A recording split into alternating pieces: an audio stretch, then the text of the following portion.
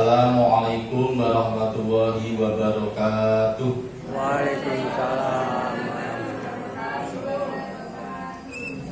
Innal hamdalillah nahmaduhu wa nasta'inuhu wa nastaghfiruh wa na'udzu billahi min shururi anfusina wa min sayyiati a'malina may yahdihillahu fala mudilla lahu wa may yudlil fala hadiya lahu. Asyhadu an la ilaha illallah wahdahu la syarika lahu wa asyhadu anna Muhammadan abduhu wa rasuluhu la nabiyya ba'da. Hadirin jamaah salat Isya, sholat tarawih dan sholat witir di Masjid Islamic Center yang dirahmati oleh Allah. Syukur alhamdulillahirrabbilalamin, kita sudah dapat melaksanakan sebagian kecil daripada ibadah yang disyariatkan oleh Allah. Walaupun dalam pelaksanaannya kita bersusah payah, walaupun dalam pelaksanaannya kita berperang melawan nyamuk, walaupun di dalam pelaksanaannya kadang badan kita beraliran dengan keringat, tapi yakinlah nyamuk yang menggigit anggota badan kita, kemudian keringat yang keluar yang menetes saat kita sholat, insya Allah itu akan dijadikan bukti nanti, akan dijadikan saksi nanti, selain daripada teman dekat kanan kiri kita saat kita sedang sholat. Jadi teman kanan kiri itu nanti besok di yaumil qiyamah itu akan menjadikan saksi. Ya Allah, ini loh teman saya pada waktu sholat di Islamic Center, ini loh tempat sujud saya waktu di Islamic Center. Jadi harapan kami kalau panjenengan sholat di Masjid Islamic Center, carilah tempat yang belum pernah panjenengan gunakan untuk sujud.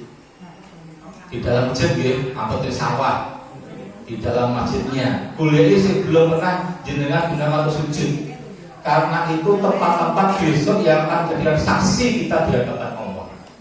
Itu yang pertama. Kemudian yang kedua, alhamdulillah tidak terasa kita sudah memasuki minggu kedua. Tidak terasa. Suatu kegiatan itu kalau dilaksanakan dengan sepenuh hati, dilaksanakan dengan tanpa beban, itu seolah-olah bahasa Perancis mengatakan ujuk-ujuk mak berbuntu. Cepat sekali. Jadi tidak terasa sudah memasuki minggu kedua. Dan insya Allah besok kita sudah memasuki minggu ketiga. Artinya apa? Perjalanan Ramadan kita sudah memasuki fase setengah bulan. Sudah memasuki fase setengah bulan. Coba kita break kembali ke belakang. Mulai tanggal 10 kemarin kita melaksanakan sholat tarawih hingga kini, berapa amalan yang sudah kita laksanakan? Tanyakan di dalam hati panjenengan, tidak usah diekspos. Berapa amalan? Kemudian yang kedua, berapa sunnah yang sudah dikerjakan? Yang ketiga, berapa dosa yang sudah ditanamkan? Monggo panjenengan pilah dan pilih, cukup di dalam hati panjenengan. Gunanya untuk apa? Untuk menimbang. Ya, untuk menimbang. Oh, selama Ramadan dapat setengah ini, amalan saya sudah sampai ini. Selama amalan saya sudah sampai ini. Ibu yang kami hormati, setiap Ramadan kita tidak lepas dari kata-kata puasa. Tadi pada waktu saya itu berbuka puasa panjenengan saat makan telepon itu saya ingin mengertikan arti puasa. Jadi telepon siji Pak Pri mikir PUASA. Akhirnya makan telepon dua kok ketemu. P yang pertama adalah puaskanlah kalian untuk beribadah kepada Allah. Puaskanlah. Ya. Kenapa? Di bulan Ramadan ini kalau sering kita dengar dari ulama, surga dibuka selebar-lebarnya, neraka ditutup serapat-rapatnya, kemudian setan dibelenggu sekuat-kuatnya. Dalam rangka apa? Dalam rangka memotivasi seorang hamba di bulan Ramadan ini untuk berpuas-puas di dalam beribadah. Itu yang pertama. Kemudian yang kedua, mohon saya tak nyontek, gak apa. Yang kedua adalah usahakan lakukan dengan ikhlas. Jangan karena riak. Apa Bu riak itu Bu? Pamer. Ojo karena pamer. Dadi karani serius, dadi padani salate sekep oleh monggo teparo teman, ampun. Tidak boleh pamer. Yang kedua tidak boleh sum'ah. Apa sum'ah Ibu, Bapak? Iya, bisa jadi menang. Kalau riak itu amalannya ingin dilihat, kalau sum'ah itu didengar. Iki lho si anak sholat seperti Ramadan, maghribnya jam 6, ini jam 5 wis sholat maghrib sih. Saking sekepe.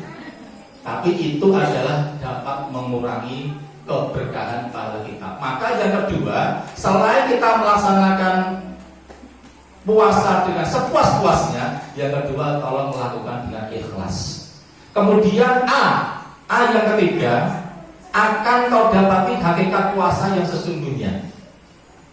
Ibu bapak yang kami hormati, kalau kita melaksanakan puasa dengan penuh karena Allah, tidak berat kok. Orang puasa itu lapar, itu sudah wajib. Nah jenengan puasa, dulu aku poso, gak lesu, itu malah saya curiga. Nah jenengan puasa, itu melaksanakan yang namanya lemes, kemudian merasakan yang namanya badan lapar, itu jauh wajar. Kenapa? Karena sebagian sesuatu tidak masuk ke anggota badan kita. Tapi yakinlah dengan adanya puasa itu, ibu bapak yang kami hormati, ada sebuah hadis yang mengatakan seperti ini. Setan itu berjalan di anak Adam itu lewat aliran darah. Tak ulangi lagi, setan itu berjalan di anak Adam kita ini itu melalui aliran darah. Nah, dengan puasa itu bisa menyempit aliran darah sehingga gerak daripada setan itu terkurangi. Jadi tolong itu lakukan puasa dengan ikhlas. Jangan blunder. Gusti Allah banget umpama poso bengi enak, sahure jam 6 maghrib, engko bukane jam esok. Kan tidak memberatkan manusia. Nah itu jalur yang kayak gini ya. Tapi Allah tidak begitu. Allah sudah memperhitungkan kita enak ibu bapak. Kita puasa cuma 14 jam. Ada satu negara yang puasa sampai 17-18 jam sehari. Oh, bilang keren orang aja 17-18 jam. Tapi juga ada yang puasa sehari cuma 5-6 jam. Monggo ada yang hadir di negara Eropa. Contohnya kundulan, monggo. Kemudian yang keempat, apa S-nya? Yang P, U, asyarat yang S. Sejatinya puasa itu hanya untuk Allah. Sejatinya puasa itu hanya untuk Allah. Jenengan puasa itu yang akan menilai sendiri itu hanya Allah. Hanya Allah, tidak ada yang lain. Kalau kita sholat kadang kita dinilai manusia, kita zakat dinilai oleh manusia, kita haji yang dinilai adalah juga manusia. Tapi kalau puasa hanya dua yang mengetahui, dirinya yang berpuasa, yang kedua adalah Allah. Kita tidak bisa membedakan kok orang puasa atau tidak. Tidak bisa membedakan, karena yang tahu itu yang puasa dan Allah saja. Maka dari itu sejatinya puasa itu hanya untuk Allah. Kemudian yang terakhir, ibu bapak yang kami hormati, yang A yang terakhir, akhirnya jannah Allah yang akan kita dapat, surganya Allah yang akan kita dapat. Ibu bapak yang kami hormati, kalau kita puasa itu Allah memberikan satu pintu khusus, namanya surga apa ibu bapak? Ar-Royan. Jadi surga itu ada 8, tapi khusus untuk orang yang berpuasa itu ada satu surga khusus, tidak boleh ada yang memasuki selain orang yang berpuasa. Apa itu? Surga namanya Ar-Royan. Jadi P-U-A-S-A. Alhamdulillah dengan makan 3 telepon tadi saya bisa membuat pencerahan artinya P-U-S-A. Gitu ya. Kemudian yang ketiga, sekedar informasi bapak yang kami hormati, sekedar informasi, insya Allah besok malam akan terjadi gerhana bulan penumbra. Besok malam akan terjadi gerhana bulan penumbra. Kemudian tanggal 8-nya nanti mendekati Idul Fitri juga ada namanya gerhana matahari total. 1 bulan ada 2 gerhana. Ada sebuah hadis yang mengatakan, ini kalau benar-benar dari panjenengan, apabila di dalam Ramadan sudah ada 2 gerhana, matahari dan gerhana bulan, itulah tanda-tanda kiamat semakin dekat. Ibu bapak kalau mau betul-betul jenengan loh, dia kerjakan hadis. Apabila 1 Ramadan sudah ada 2 ada gerhana, nyun sewu, berarti dunia sudah semakin tua. Dan di media sosial sudah ramai, kalau 2 gerhana sudah terjadi, nanti akan muncul yang namanya Imam Mahdi yang akan membawa kedamaian manusia selama kurang lebih 7 tahun. Dan nanti kalau sudah itu terjadi, mohon maaf Bapak yang kami hormati, berarti tanda-tanda sudah semakin dekat lagi. Tapi yang kami harapkan bukan itu yang saya sampaikan, bukan itu. Maksud saya dengan adanya informasi seperti itu, monggo taat kita, ibadah kita, sujud kita, rukuk kita semakin kita pertebal kepada Allah. Kenapa? Tiket yang akan kita dapat kepada Allah nanti apa? Sodoran amal yang kita pamerkan kepada Allah nanti apa? Jangan sampai nanti nyun sewu, saya ada baca sebuah buku ini yang ngeres, saat nanti di padang mahsyar itu tidak ada manusia yang minta bantuan kepada orang lain. Bahkan seorang ibu yang menggendong anaknya, karena saya bertumpuk-tumpuk sekian miliar manusia di padang mahsyar nanti, anaknya juga ganjel ibu, diidai ben ibu ibu sering dulu. Nyun sewu itu padang mahsyar. Artinya apa? Kalau dari padang mahsyar, nafsi-nafsi, anak tidak kenal ibu, ibu tidak kenal anak, suami tidak kenal istri, istri tidak kenal suami. Itu di padang mahsyar.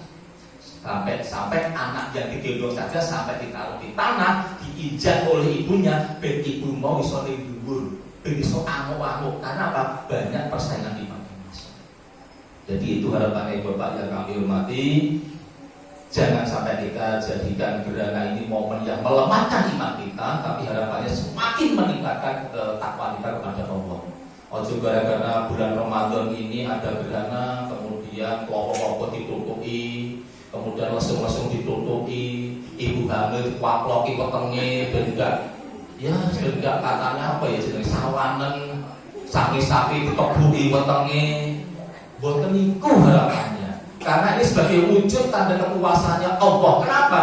Nanti pada saat gerhana matahari itu ada satu meteor yang namanya meteor setan. Meteor setan ini dapat dilihat dengan teropong dan bisa dilihat lagi nanti 70 tahun. Ini sedikit teropong nanti bisa lihat yang namanya meteor setan yang akan mendampingi gerhana saat terjadi gerhana matahari.